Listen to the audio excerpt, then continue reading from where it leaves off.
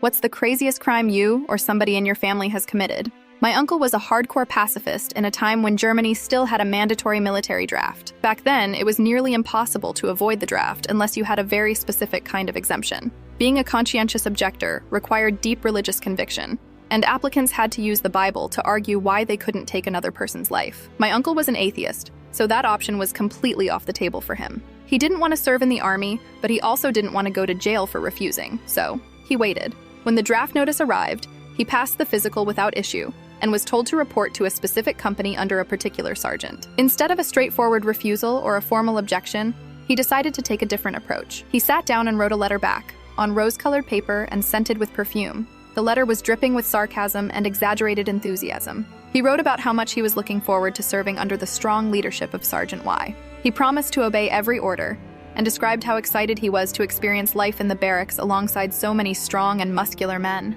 The letter was so over the top, so completely out of step with what the military expected, that it seemed almost like a joke, but it worked. Shortly after the letter arrived, he was declared unfit for service and excused from the draft. It wasn't a heroic act or a daring escape from justice, but it was a quiet rebellion in the face of something he fundamentally opposed. A small, clever trick that let him live according to his beliefs without breaking the law outright or ending up behind bars. The story became a bit of family legend. Not a crime in the traditional sense, but definitely bending the rules in a way that left an impression. That letter, scented in pink, was the weapon he used to get out of something he couldn't stomach. It was the craziest crime he ever committed, and it worked perfectly.